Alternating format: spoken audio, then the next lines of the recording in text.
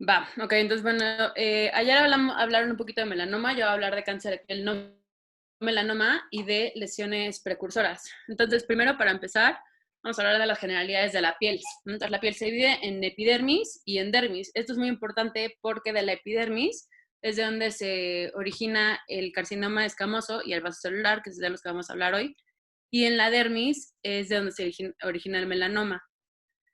Entonces, en la epidermis, la célula más abundante son los queratinocitos, ¿no? Estas van a expresar citoqueratinas y van a formar desmosomas con uniones fuertes y así se va a generar una barrera físico-química.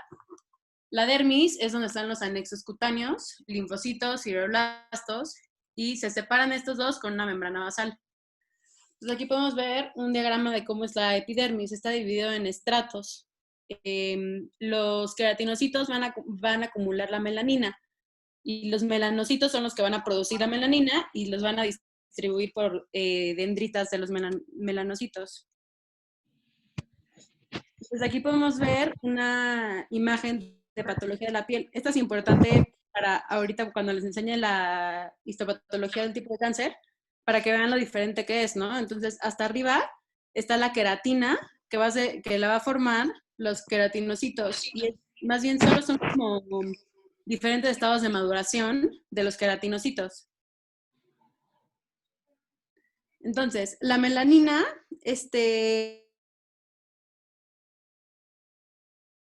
a los rayos UV. Esta existe en dos formas químicas, la eumelanina, que esta es la que es más abundante en personas con piel oscura, y la feomelanina. La feomelanina tiene niveles similares en todos los tipos de piel. La que realmente hace la diferencia es la eumelanina, porque esta es la que va a generar la respuesta de la piel al sol. Poca eumelanina significa poca respuesta de la piel al sol, y entonces va a haber más daños al DNA, que ahorita vamos a ver eso un poquito. Entonces, según Fitzpatrick, esto ya lo vimos ayer un poco, pero hay 6 tipos de piel. Esto está determinado por la respuesta de la piel al sol. Principalmente, lo que más importa es la dosis mínima de eritema. Esto es la cantidad de rayos UV, en específico UVB, que se necesita para inducir eritema 24 a 48 horas después de la exposición. Mientras más clara sea la piel, menos dosis de UV se necesita para causar eritema. Entonces, esto me voy a ir un poquito rápido porque ya lo vimos ayer, pero bueno, tipo 1, tipo 2 son personas como muy blancas, con pelo güero, pelirrojo, con ojos claros. En cambio, el tipo 6 es personas con piel negra, con ojos oscuros, pelo oscuro, que casi no se queman. Entonces, eso es importante saber porque los rayos UV son los responsables de la inflamación, del envejecimiento y son un factor etiológico muy importante del cáncer de piel. Los fotones de la luz UV están en una longitud de onda entre la luz visible y la radiación gamma, que están entre los 400 a los 100 nanómetros. La luz UV se divide en UVA, UVB y UVC. La VC se absorbe casi todo en el ozono, mientras que la VA y la VB sí se absorben en la piel. Entonces, la VA tiene una longitud de onda más larga y una menor energía, mientras que la VB está entre la VB, entre la VA y la VC, perdón. Entonces, los rayos UVA penetran a lo más profundo, estos se van hasta la dermis. Estos van a generar radicales libres de oxígeno que van a dañar de forma indirecta el DNA. En cambio, los rayos UVB se absorben casi completamente en la epidermis y lo importante es que esto se absorbe directamente por el DNA y va a causar un reordenamiento molecular, produciendo dímeros de ciclobutano y fotoproductos. Estas se van a convertir en mutaciones que van a resultar en cáncer. Entonces, los rayos UVB van a inducir una cascada de citocinas y mediadores vasoactivos y neuroactivos que van a producir una respuesta inflamatoria. Si la dosis de rayos UV sobrepasa el umbral, entonces los queratinocitos se van a activar vías apoptóticas y se van a morir. Esto va a llevar después a un aumento del grosor de la epidermis o una hiperkeratosis. También se va a activar el P53 y se va a activar la apoptosis. Horas después de la exposición al sol, va a disminuir la respuesta y los queratinocitos van a proliferar. Entonces, todo esto va a resultar en una hiperkeratosis y una mayor protección. Por esto, si no se genera esta respuesta, como dijimos que es en las personas de piel muy blanca, entonces no van a generar una protección extra contra el sol. Aparte de esto es como la respuesta, la respuesta celular. El daño celular va a llevar a un upregulation de PUMC y va a secretar hormona estimulante de melanocitos. Esta se va a unir a los receptores MS1R, va a generar CAMP y va a haber mayor producción de melanina. O sea, básicamente más sol, más melanina. Pero como les digo, gente con Fitzpatrick tipo 1 o 2 no va a tener una respuesta muy exagerada a esto y por lo tanto no va a tener mayor protección contra el sol. Acuérdate que ahí, perdón que te interrumpa, eso es lo más importante, la amplificación del AMP cíclico es lo que hace que las células empiecen a generar cambios, a progenitar, y es donde se empieza a hacer toda la cascada inflamatoria. Entonces, por un lado, pues sí te defiende de la exposición. No es como en el melanoma, que es con un daño más Pues sí, agudo. lo que me quieren dar de desayunar, Un daño fruta, sí. crónico. Esto es como un daño crónico. Entonces, estas activaciones de vías lo que hacen es sí una respuesta, una protección, pero también esta amplificación del AMP cíclico va a hacer toda la cascada de las mutaciones intracelulares. No hay jamón con salchicha ni queso. Fruta. Entonces, cualquier error en esta vía de respuesta celular va a aumentar la susceptibilidad al cáncer.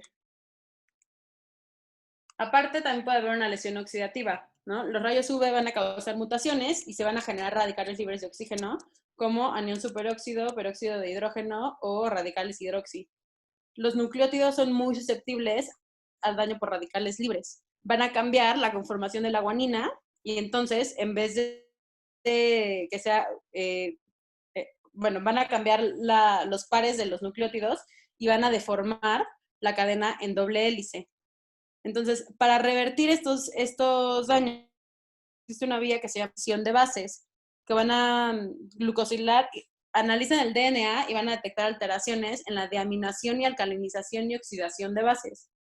Aparte también existe el glutatión, que es un donador de electrones, y después el glutatión, dona su electrón y después por NADPH se va a volver a reducir y va a poder volver a donar un electrón. Entonces, esta vía NER es muy importante, es la vía de reparación de excisión de nucleótidos. Los rayos UV van a cambiar, como les digo, van a provocar un cambio en la conformación de los dímeros de ciclobutano, van a deformar la estructura de doble hélice y después esta vía NER, que está compuesta por al menos 8 enzimas, va a detectar estos cambios en la conformación. A ver, déjenme. ¿Ven mi puntero? Sí. Ok, entonces fíjense cómo aquí, va a haber un cambio en la conformación del doble hélice. Entonces todas estas enzimas que son partes de la vía NER van a detectar estos cambios y van a reemplazar van a cortar esa parte y lo van a reemplazar con una cadena complementaria. Si alguno de estas enzimas está deficiente, una mutación homocigota, va a haber una enfermedad que se llama Geroderma pigmentosum, que esto aumenta muchísimo el riesgo de cáncer. Es una hipersensibilidad a los rayos UV por una mutación homocigota en las enzimas de la vía NER. Entonces, van a haber anormalidades en la pigmentación, telangiectasias y atrofia en la piel expuesta al sol. Esto es contrario a lo que acabamos de ver. Normalmente la piel expuesta al sol va a tener hiperkeratosis y va a ser un poquito más gruesa. Entonces, en estos niños van a tener lesiones premalignas y malignas en edades muy tempranas, antes de los 9 años. Aparte, también existen otras mutaciones que van a predisponer a cáncer, como la mutación en el receptor de melanocortina tipo 1. Este está en la superficie de los melanocitos y se va a unir a MSH-alfa. Es la vía que vimos hace ratito que va a generar AMP cíclico, y entonces va a haber una activación de proteínas A y aumento de la melanina. Entonces, cuando hay esta mutación, va a disminuir la producción de melanina. Y también puede haber pérdida de la señalización, y esto lo encontramos más frecuente en personas con piel tipo 1 o tipo 2. La mutación más prevalente se le llama RHC, como Red Color Hair, y este aumenta 4 veces el riesgo de generar cáncer. Entonces, el bloqueador solar es muy importante. Estos contienen filtros que van a reflejar o absorber los rayos UV. La Asociación Americana de Dermatología recomienda el uso de SPF 30 o más. ¿Qué es SPF? Este mide el nivel de protección contra los rayos UVB y UVA. La mayoría es contra los dos, ¿no? UVB y UVA, pero en específico tenemos que buscar que sea de amplio espectro, ¿no? Entonces, esto se basa en la diferencia de la dosis mínima de eritema en la piel protegida contra la piel no protegida. Algo importante que hay que saber es que la protección no es lineal. O sea, arriba de 30 ya no hay aumento de la protección, ¿no? En cambio, de 15 a 30 sí hay una diferencia. Se debe aplicar bloqueador solar 15 a 30 minutos antes de la exposición al sol y una reaplicación cada 2 horas. Aunque los bloqueadores digan que son resistentes al agua, siempre recomiendan aplicarlo después de meterse al agua o de sudar. Entonces, el cáncer de piel no melanoma va a afectar a 1 en cada 5 personas en Estados Unidos. Es muchísimo, es el tipo de cáncer más común. Es mucho más común que el pulmonar, mama, próstata y colon combinado. Nada más que no hay muchos datos porque pues tienen como poco riesgo de diseminación, de metástasis, son realmente bastante benignos. Entonces, los factores de riesgo son los mismos que para melanoma. Vamos a detallarlos nada más un poquito. Entonces, exposición solar, camas de bronceado, fototerapia. Los rayos PUVA, que se usan como tratamiento para psoriasis, también aumenta el riesgo, más para escamoso que vasocelular. También se ha visto que agentes fotosensibilizantes como tetraciclinas y tiazidas pueden aumentar el riesgo para esos tipos de cáncer. Igualmente la exposición a arsénico, que esta podemos encontrar en agua contaminada, en mariscos o en ciertos medicamentos. La radiación ionizante, que muchas veces para acné, para psoriasis o para tinea capitis, también se ha visto que aumenta el riesgo. Esta tiene una latencia de aproximadamente 20 años y el riesgo se encuentra aumentado, limitado a la zona de radiación, o sea, no aumenta en general.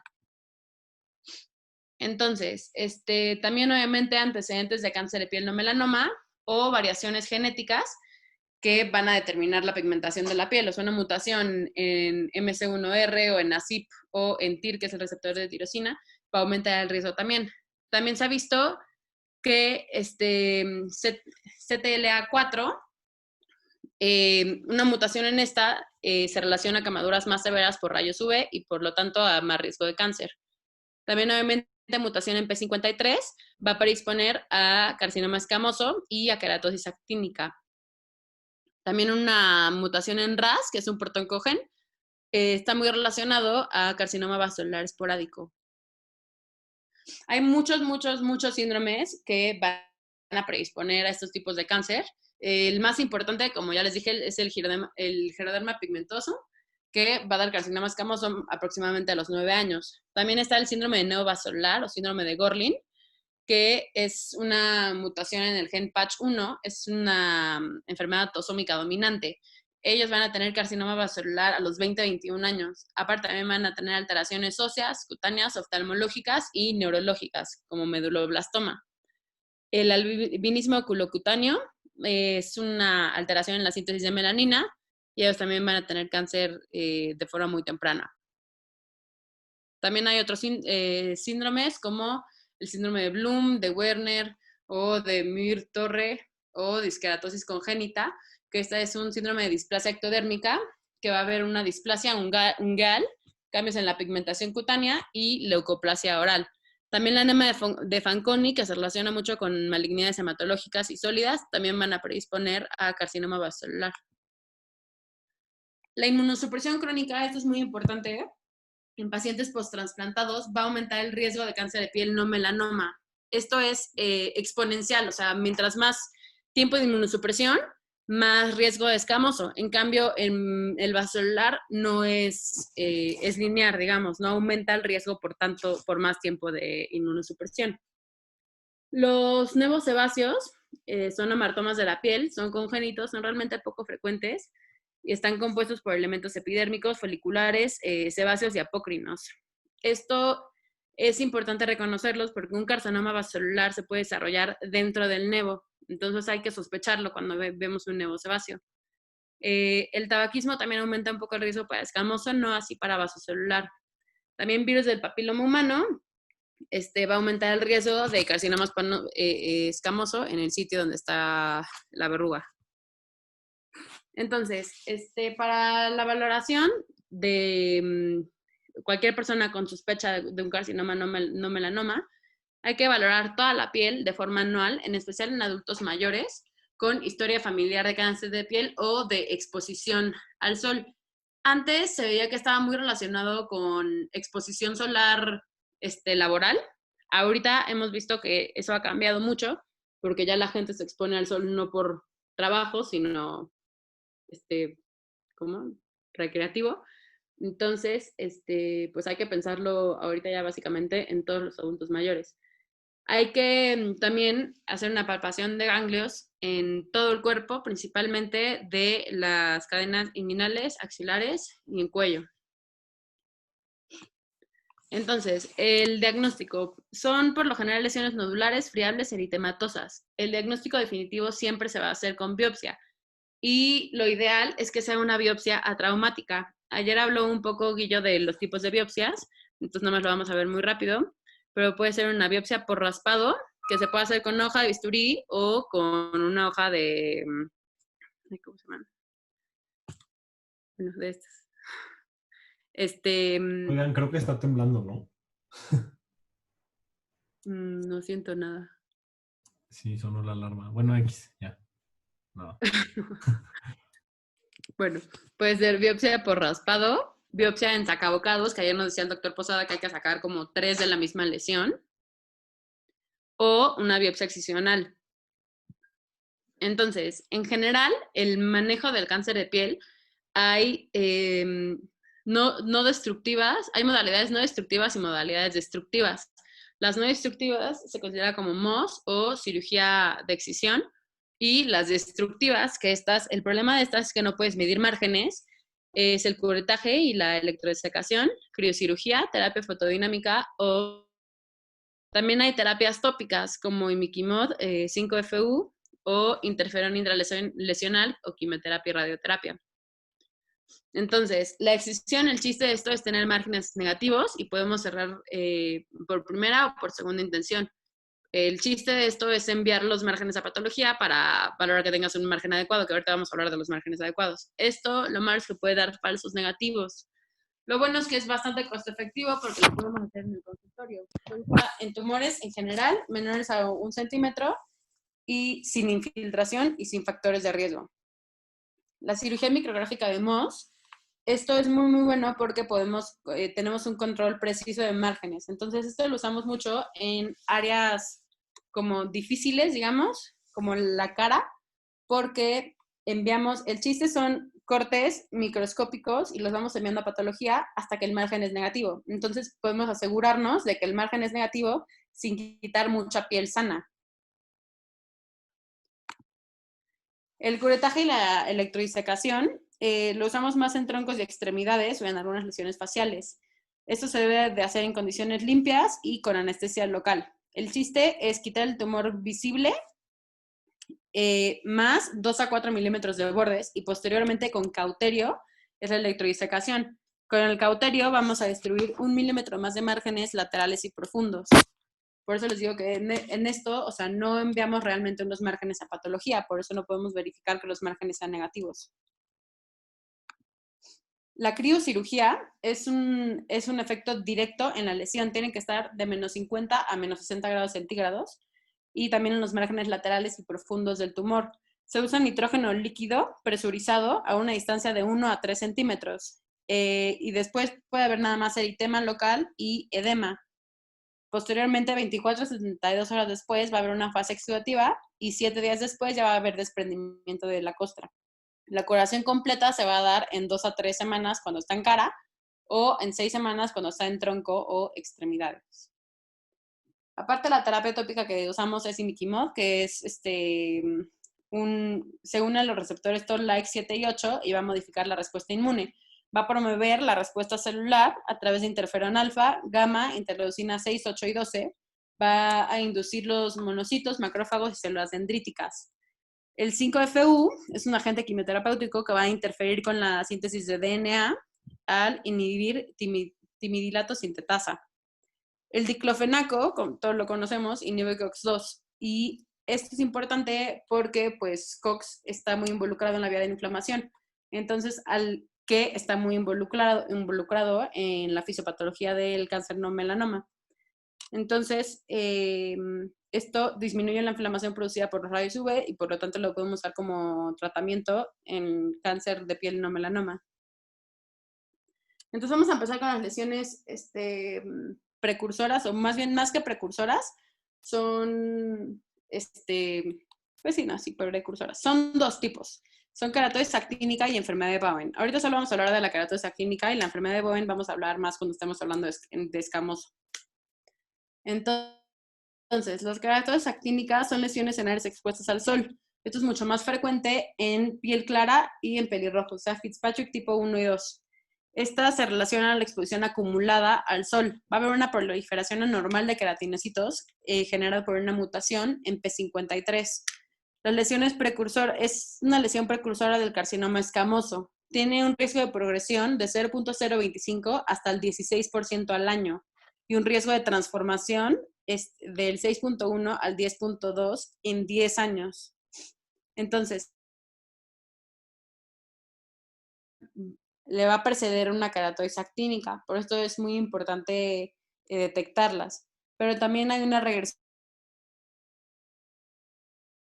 Entonces, van a ser lesiones solitarias o múltiples en áreas expuestas al sol, específicamente cuero cabelludo en gente pelona, el cuello, dorso de las manos y dorso de los brazos. Las piernas es muy común en mujeres porque pues, se asolean. Entonces, por lo general, los sitios alrededor de la lesión van a tener datos de daño solar, como van a estar como color amarillento o pálido o hiperpigmentación en parches. También puede haber telangiectasias y cerosis. La mayoría van a ser asintomáticas, pero puede haber prurito. Entonces, la variante clásica es una mácula, placa o pápula eritematosa y escamosa. Entonces, como podemos ver aquí, se ve como, pues, literal, escamas, ¿no? Como si fuera una proliferación de queratinocitos. La variante hipertrófica va a haber piel escamosa con una base eritematosa. Entonces, aquí podemos ver perfecto la base eritematosa con la placa escamosa. Y como les digo, vean, es muy frecuente en el dorso de las manos. La queratosis actínica con cuerno cutáneo. El cuerno cutáneo es queratina compactada en forma de cono o cuerno.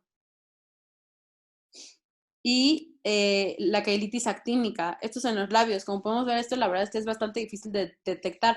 Más bien, los pacientes se van a quejar de tener los labios secos durante mucho tiempo. Generalmente es en el labio inferior.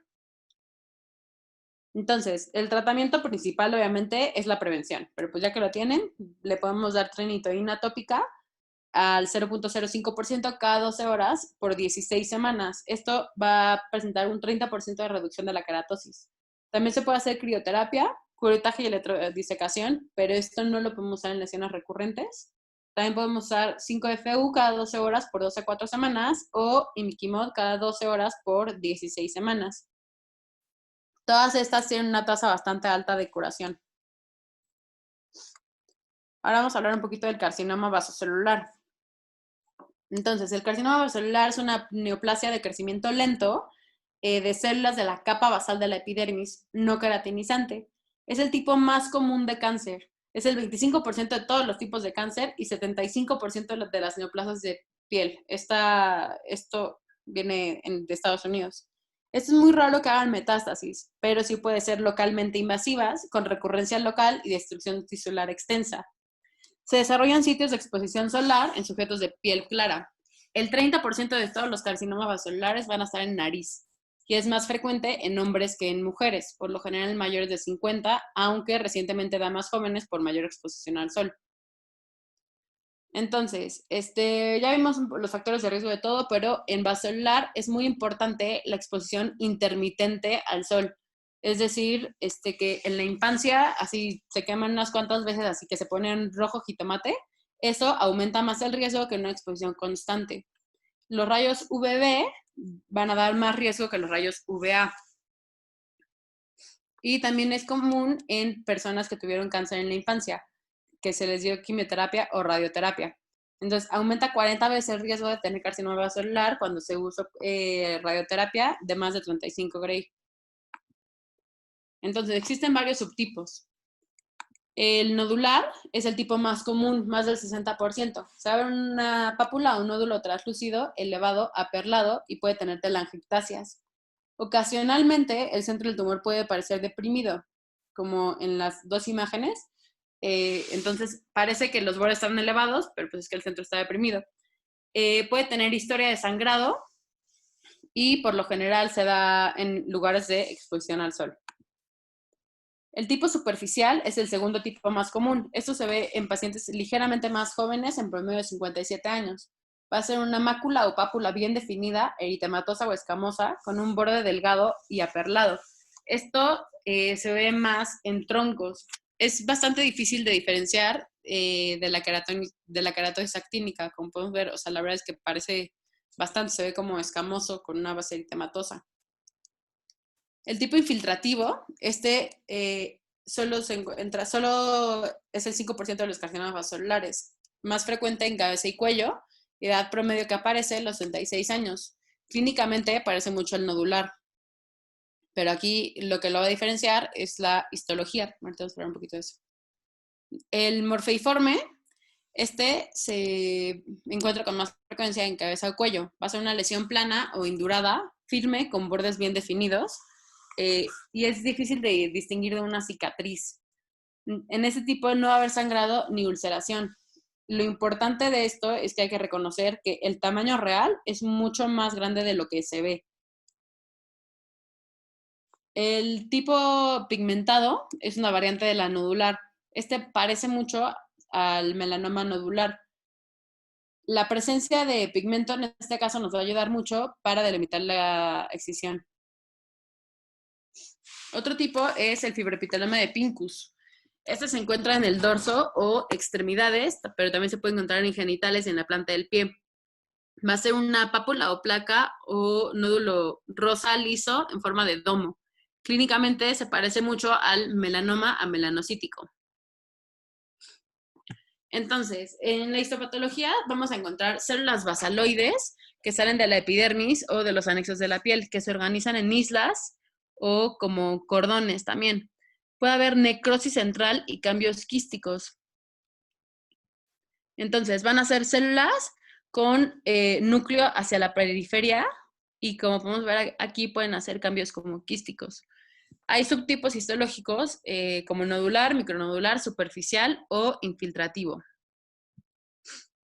Entonces, el tratamiento de depende del comportamiento, ¿no? Por lo general van a tener un excelente pronóstico y a excepción de los tumores que tienen un patrón de crecimiento infiltrativo y una propagación subclínica extensa.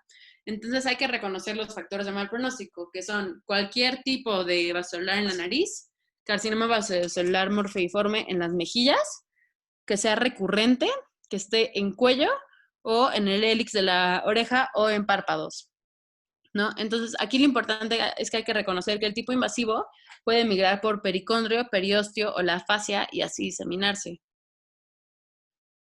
Las áreas más susceptibles incluyen el canto medial, filtrum, el mentón, el pliegue nasogeniano, el área preauricular o el sulcus retroauricular.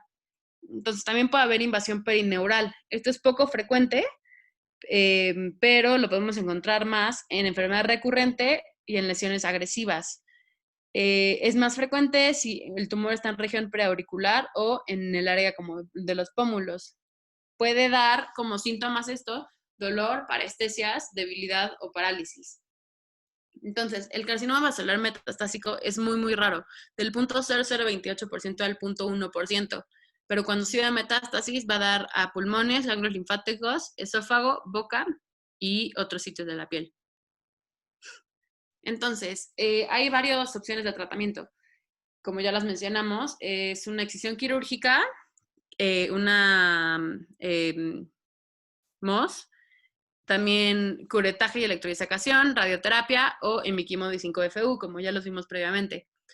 Entonces, el MOS es el tratamiento de elección en todos los tipos recurrentes o infiltrativos, en especial si está en cara porque podemos quitar menos piel sana. Radioterapia lo usamos únicamente para pacientes no candidatos a cirugía o con lesiones muy extensas, pero este no está indicado en el recurrente o morfeiforme. El curetaje también se ha visto que es muy bueno, pero es operador dependiente, entonces pues no es tan confiable. También se tiene que repetir en al menos 3 ocasiones. Se usa únicamente para lesiones pequeñas, superficiales y no en cara, porque no da una respuesta cosmética. Entonces, para la excisión quirúrgica hay que dejar márgenes de 4 milímetros. De hecho, la mayoría de la literatura dice que de 3 a 5 milímetros, pero pues en promedio 4.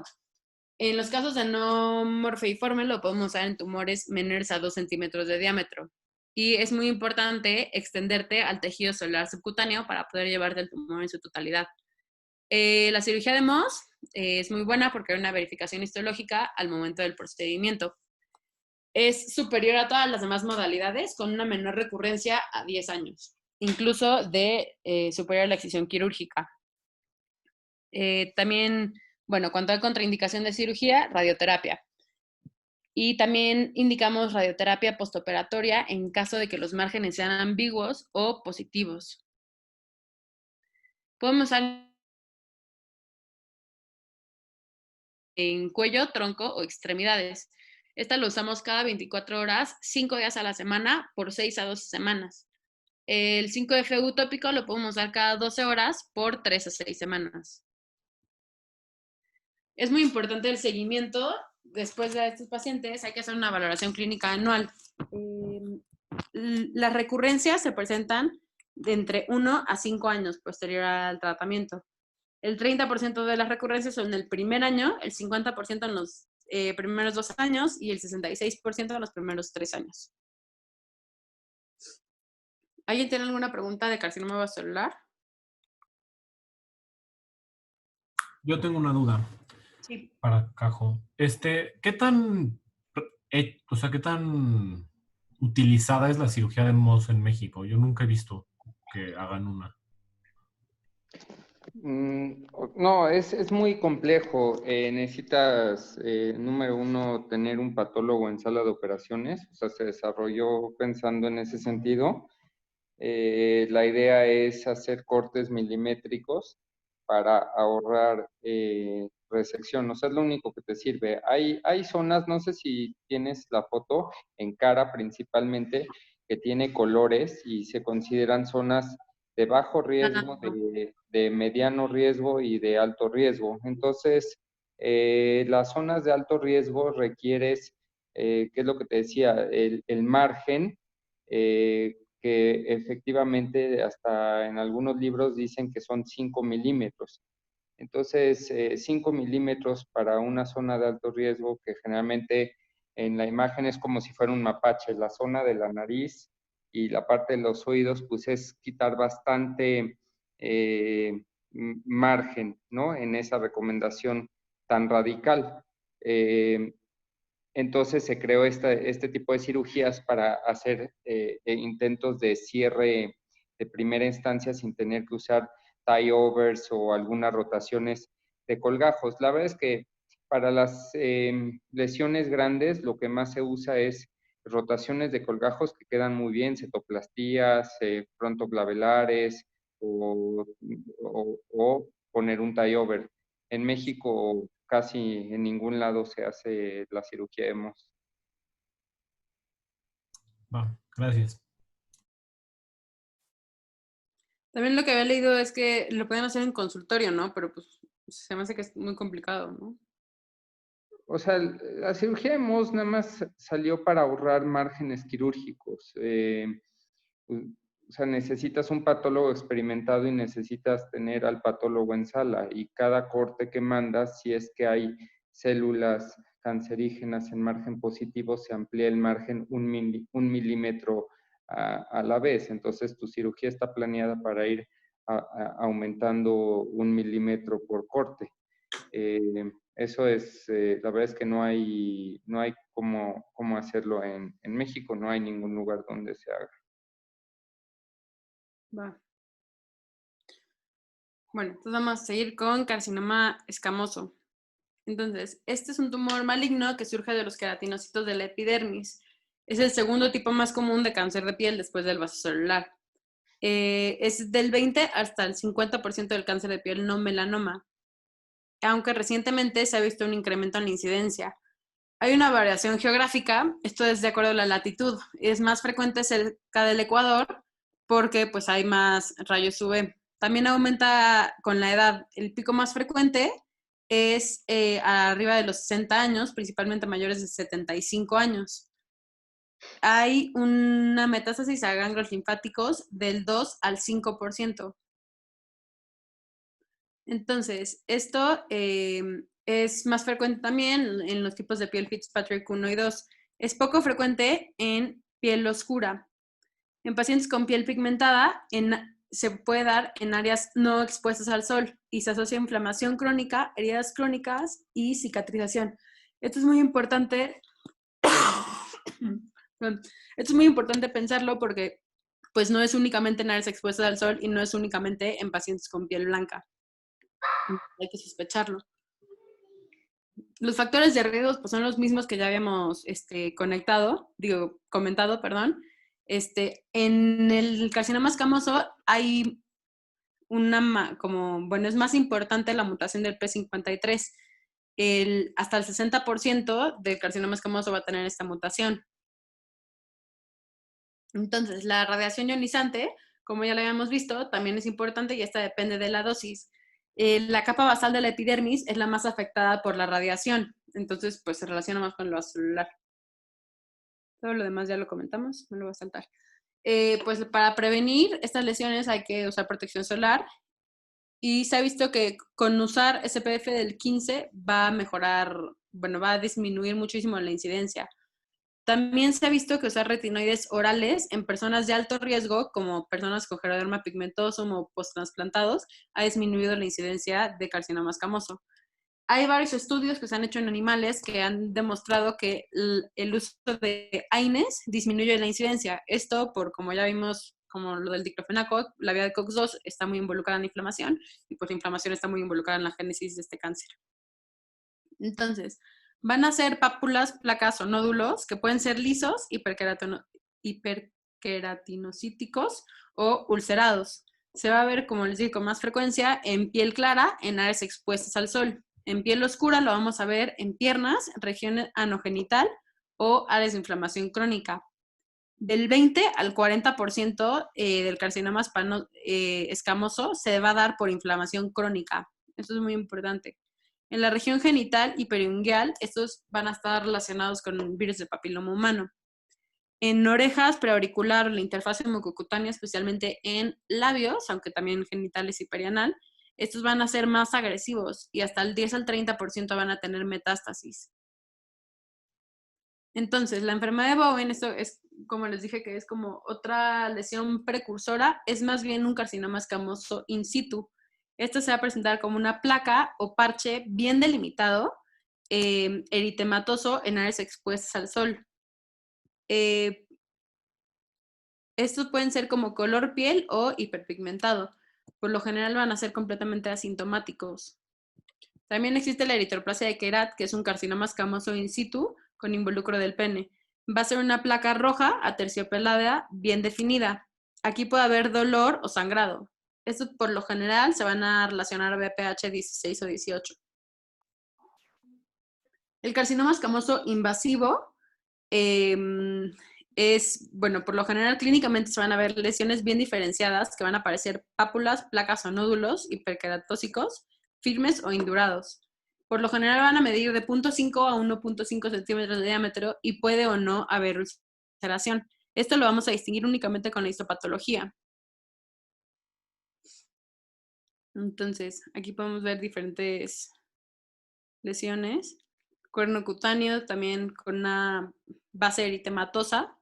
Esto se parece mucho a la queratosis actínica, por eso también es importante la biopsia para diferenciarlos.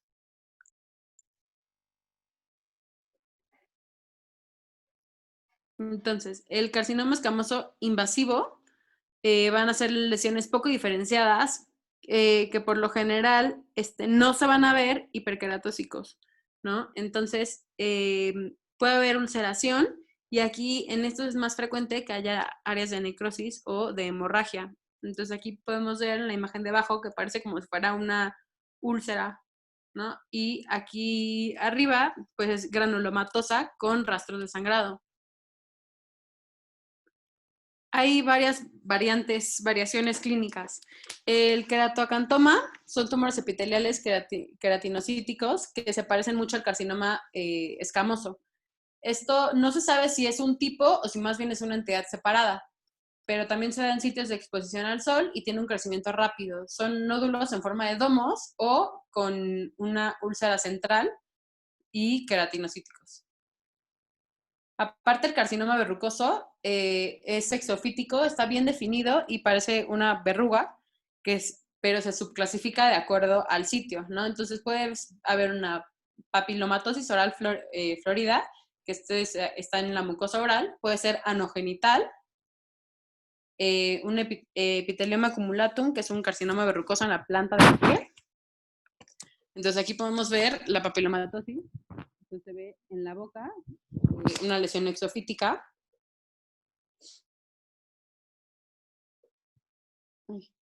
Anogenital y en la planta del pie. El labio es mucho más frecuente en el labio inferior y puede estar ulcerado o indurado. El carcinoma escamoso oral puede ser igual ulcerado, puede ser un nódulo o una placa indurada. ¿Por qué en el labio inferior? Porque está más expuesto al sol, ¿no? Muy bien. El carcinoma escamoso oral puede tener una lesión precursora, que es la ericoplaquia o leucoplaquia. También se relaciona al uso de tabaco o de alcohol. Entonces aquí podemos ver, es igual que la queraton, bueno, aquí es un poco más evidente que en la queratosis actínica, pero también puede parecer que tiene el labio reseco. Entonces por eso también hay que sospecharlo. Aquí podemos ver el oral como es una lesión ulcerada. Aquí hay otra lesión. Entonces, la úlcera de Marjolin es un carcinoma escamoso en heridas crónicas o en cicatrices. Esta tiene una conversión maligna muy lenta, aproximadamente de 30 años. Entonces, primero se presenta como una úlcera que no cicatriza y posteriormente se pueden agarrar como nódulos. Los márgenes van a estar evertidos y va a haber tejido de granulación excesivo que sangra fácilmente. Son bastante agresivas y de mal pronóstico. Del 20 al 30% van a tener metástasis al momento del diagnóstico. Por esto es muy importante detectarlas en pacientes que tienen úlceras crónicas, especialmente úlceras por presión. Entonces, el diagnóstico es histopatológico. Hay que evaluar la invasión perineural, la diferenciación y la profundidad. Por dermatoscopía se va a ver una vasculatura glomerular o puntiforme en superficie como amarilla con un fondo naranja. Aparte se van a ver círculos blancos con una vasculatura muy irregular. La biopsia puede ser, como ya les dije, por rasurado, por punción o excisional. Es muy importante extenderte a la dermis reticular en la biopsia para poder hacer un diagnóstico adecuado. Entonces, por histopatología va a haber un involucro de todo el grosor de la epidermis. Los queratinocitos se van a ver pleomórficos y puede haber un involucro del epitelio anexial. La atipia es muy variable, pero sí va a haber anaplasia con pérdida de la polaridad. Puede haber invasión dérmica, que esta caracteriza el tipo invasivo. Entonces, aquí podemos ver cómo estas se ve como la queratina de la foto que les enseñé al principio, pero pues se ve en forma como circular en vez de lineal. Entonces, la mayoría de las lesiones van a ser indolentes y de crecimiento muy lento. únicamente el 3 a 5% van a progresar a carcinoma invasivo. No así para la eritroplasia de Queralt, que el 10% van a presentar progresión. El pronóstico es muy bueno. Únicamente el 3% va a tener metástasis ganglionar. De hecho, esta es la razón por la cual no se hace como ganglio centinela cuando hacemos una excisión de un carcinoma escamoso. Tiene únicamente el 2% de mortalidad. Pero en las uniones mucocutáneas, como en los labios... ¿En dónde sí harías ganglio centinela? ¿Y qué factores de riesgo te recomendarían que hicieras ganglio centinela? Ahorita vamos a ver los de alto riesgo. Ok. Ahorita vamos a ver bajo y alto riesgo. Pero bueno, también pueden ver involucro perineural, que va a disminuir la sobrevida a el 23% comparado al 88%. Cuando tiene diámetro también se considera de alto riesgo o más de 4 milímetros en profundidad. Entonces, para el manejo, lo más importante es determinar el riesgo de recurrencia locorregional y de metástasis. Los factores principales que vamos a considerar va a ser el tamaño del tumor, la profundidad, la localización, factores histopatológicos y comorbilidades. Entonces, según la AJCC, consideran 4 características: una profundidad más de 2 milímetros, una invasión perineural, en localización en orejas o labios, o poco diferenciado por histopatología. Entonces, si mide menos de 2 centímetros con menos de 2 características, lo vamos a considerar un T1. Si mide más de 2 centímetros con mayor o igual a 2 de las características, es T2. Si hay una invasión al hueso facial, T3, o si hay una invasión al hueso no facial, lo consideramos como T4. Entonces, del carcinoma escamoso de bajo riesgo van a ser lesiones bien definidas de menos de 2 centímetros en tronco o extremidades, o lesiones bien definidas de menos de 1 centímetro en mejillas, frente, cuero cabelludo o pretibial. También un tumor bien diferenciado por histopatología de menos de 2 milímetros de grosor, sin invasión perineural, linfática o vascular. Los de alto riesgo son lesiones de más de 20 milímetros en tronco o extremidades, o más de 10 milímetros en mejilla, frente, cuero cabelludo o pretibial, o lesiones de cualquier tamaño en la región central de la cara, incluyendo párpados, cejas, periorbital, nariz, labios, mentón, mandíbula o pre- y postauricular. También cualquier tumor recurrente o poco diferenciado por histopatología con más de 2 milímetros de grosor, con invasión perineural, linfática o vascular. También cualquier paciente que sea post-trasplantado o que tenga inmunosupresión. Entonces, a los pacientes de alto riesgo va a ser a los que vamos a hacer ganglio centinela, y los de bajo riesgo realmente no es necesario. Con que quitemos el tumor primario es más que suficiente. Entonces, podemos hacer destrucción por curetaje. Bueno, no a todos, ¿eh? No a Okay. todos. O sea, no a todos. Solamente si cumplen con 2 o 3 características, y sobre todo lo sabes de la lesión. Habitualmente lesiones grandes en áreas de alto riesgo, que como les decía, si ven la foto ahí en internet, es como un mapache extendido a las orejas, pues, lo que es la parte central, los párpados y la boca y las orejas.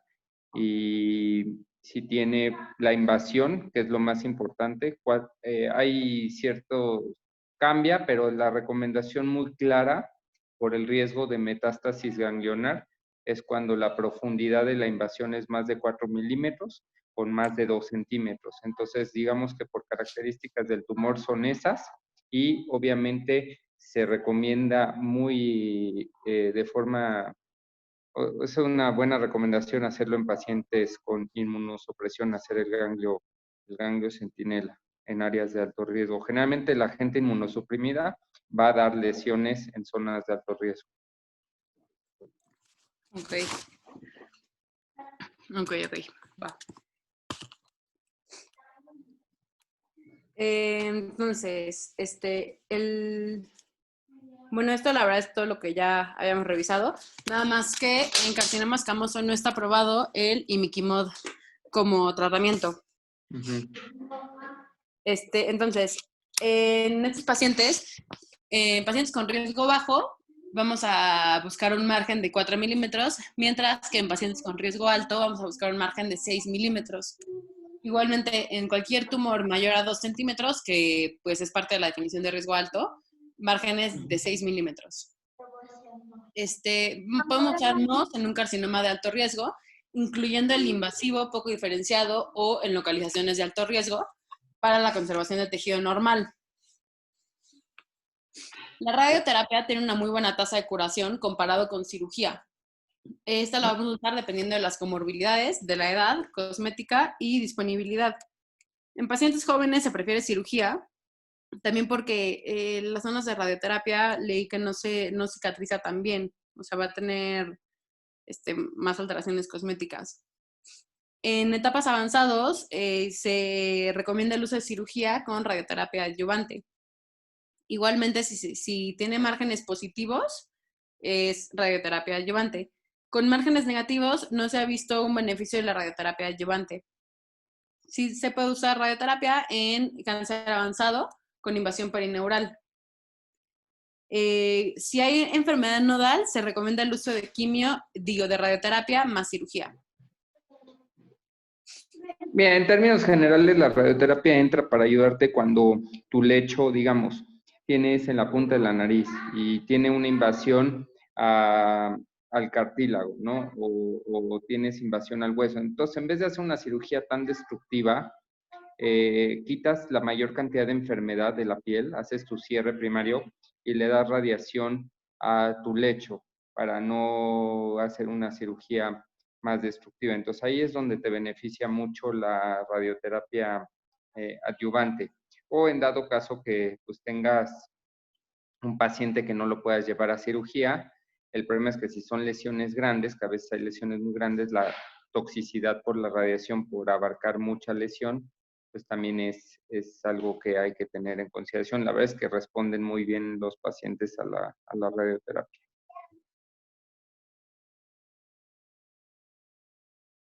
Entonces, el seguimiento en personas con menos de 3 episodios de cáncer de piel no melanoma, el riesgo de desarrollar otro a 3 años es del 38%. Si ha tenido más de 3 episodios, entonces el riesgo de desarrollar un cuarto episodio va a aumentar hasta el 93%. El 30% de los pacientes con carcinoma escamoso van a desarrollar enfermedad subsecuente y de estos, el 50% va a ser en el primer año. Por esto, la valoración clínica debe ser cada 3 a 6 meses durante 2 años y después de forma anual. Y la valoración clínica incluye examinación de todo el cuerpo, de la dermis de todo el cuerpo y palpación de ganglios linfáticos. Los estudios de imagen no nos sirven para nada en el seguimiento. ¿Alguien tiene alguna pregunta?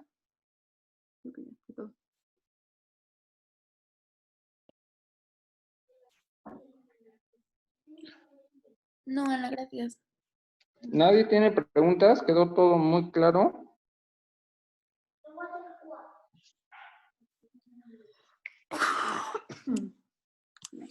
Bueno, el chiste es que participen un poquito más, pero bueno, a ver, yo sí les voy a hacer algunas preguntas. Entonces, en términos generales, algo no me cuadró en cuanto a las metástasis ganglionares que pusiste. Se considera que el vasocelular, su probabilidad en términos generales de metástasis va del 0.003 a menos del 1%, y el epidermoide va generalmente del 1 al 2%. Sí entiendo que hay factores de riesgo que aumentan su probabilidad y conforme sea el tamaño de invasión y conforme sea el tamaño de la lesión, pues va a subir hasta un 6, inclusive más de 4 milímetros, llega hasta un 12%, casi cercano a 15, por eso es que ahí es cuando es el corte para recomendar el ganglio centinela. ¿Qué áreas son las más, en dónde vamos a encontrar en las mujeres con mayor frecuencia el cáncer epidermoide o vasocelular? En las piernas. ¿Y en dónde más? Bueno, en la nariz y orejas. ¿Para las mujeres? Nariz es en general los dos, ¿no? Uh-huh. Y hombres es más en orejas, mujeres piernas, sí. Ok, sí, la parte central, la punta de la nariz es muy común en mujeres y en piernas, porque generalmente es la parte que las mujeres tienen descubierta por una cuestión social, y en hombres En hombres es más como en el dorso de las manos, en el dorso de los brazos, igual, bueno, parte central de la cara. Bueno, quitando la cara. Esa, ¿no? ¿Cómo? O sea, la pelona. Sí, Sí, esa es una buena porque los hombres van perdiendo pelo, y la otra es que en hombres, en el tórax, es muy común encontrar estas lesiones. Entonces es importante también buscar intencionadamente estos sitios en cada sexo. ¿Qué más? ¿En dónde más podemos encontrar una enfermedad de Bowen? Descrita con mucha frecuencia. Que tenemos que diferenciarlo de un cáncer propio de esa región. no, la verdad no sé. No recuerdo haberlo leído. O sea, es un in situ, pero ¿en dónde? ¿En dónde en las mujeres también se presenta con mucha frecuencia? En las manos, Doc, y como en las pantorrillas a veces. No, en En el mano. pezón. En el pezón, es correcto, y lo tienes que diferenciar de una enfermedad de Paget propia del pezón, ¿ok? O de un inflamatorio que afecte el pezón. Digo, nada más para que lo tengan, es muy frecuente. Ok. ¿Y qué más? ¿Qué más?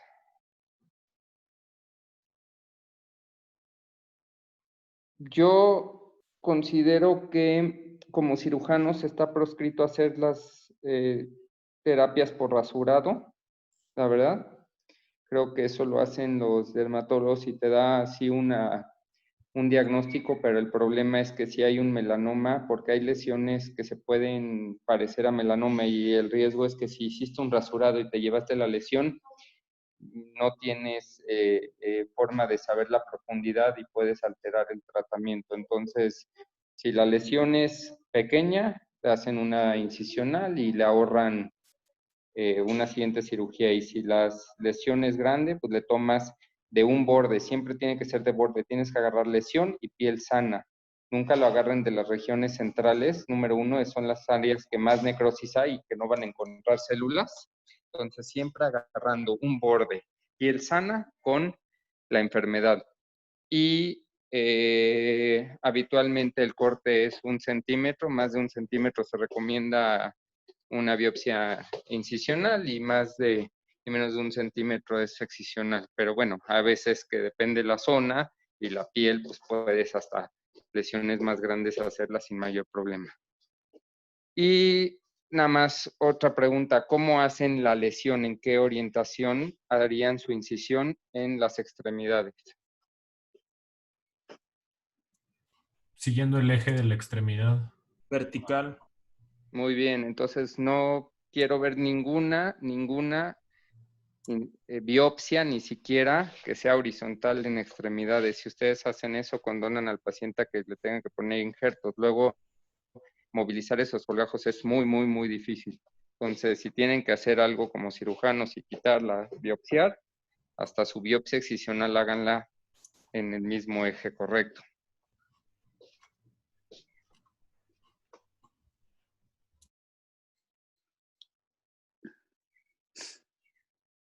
¿Nadie tiene alguna otra pregunta?